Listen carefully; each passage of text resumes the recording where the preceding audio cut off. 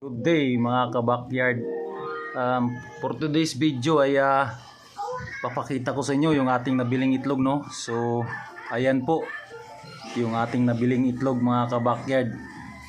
So ayan. Yan po ay nabili natin sa halagang 2.4. So bale nakaseparate po yung small size tsaka yung large. So ayan po yung small size na itlog. Bali po 300 pieces po ito na nabili namin kanina po. At hindi na natin na i-vlog, no, kasi nagmamadali tayo kasi yung suki na yung bagong suki natin ay naghihintay na sa bayan. So ayan, napakaraming itlog po nila, tapos pwede na nating magiging suki yung ating binilan. So sa 2.4 po ay malaking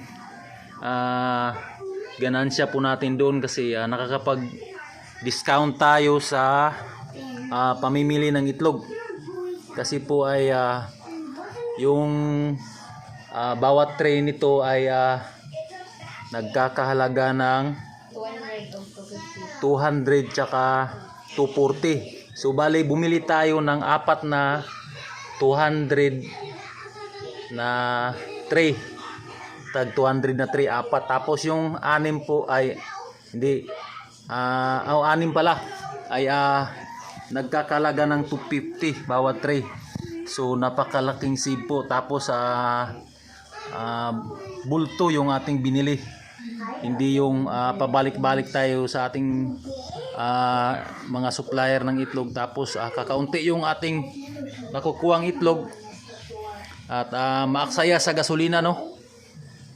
Dati bumibili po ako ng minsan 2 tray yung nakukuha natin, minsan 3 naman. Ngayon nasa 10 tray na yung nabibili natin. At ini-schedule pa po natin yung pagbili natin dito sa ating bagong buyer, no. Nakausap natin kanina ay lingguhan yung ating kuha sa kanya. So bali 10 tray bawat kada linggo. So ayan po yung ating bilihan ngayon ng itlog sa ating bagong buyer, bagong suki ng itlog. So ayan po, napakagandang business po talaga yung pagbabalot, no. Napakabilis sa kitaan, tsaka ano siya, kumbaga magaan sa, hindi siya matrabaho, no.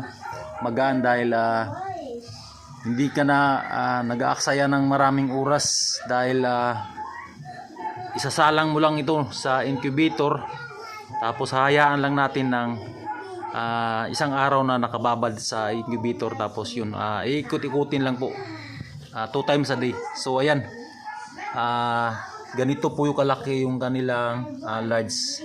So ayan po, ayan, pasensya na po at hindi masyadong maliwanag yung ating camera, no. Ayan, sa mga gustong magbalot dyan, mag business ng balot, ini-encourage ko po kayo na gumawa ng sariling incubator, no. Sa pamamagitan lamang ng mga materialis na kumbaga scrap lang, kung wala kayong mabiling kumbaga low budget kayo. Ayan, kung makikita nyo yung ating mga kahoy-kahoy dyan ay mga scrap lang yan, nahingi natin. At ayan po. So sa ganitong business kasi po, na-explain ko na sa inyo na talagang demand sa aming lugar yung balot po. So yung kompetensya natin nito ay sigurado ngayong kukunti yung kanilang itlog, dahil nalaman na natin yung mga itlog sa aming suki.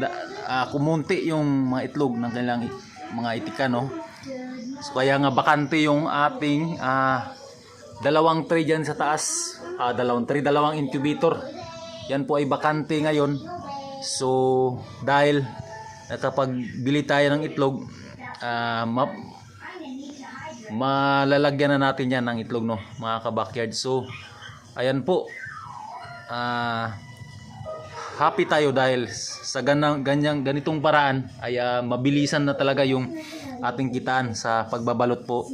So papakita ko sa inyo yung ating incubator kung ilan talaga yung ating nakasala ngayon.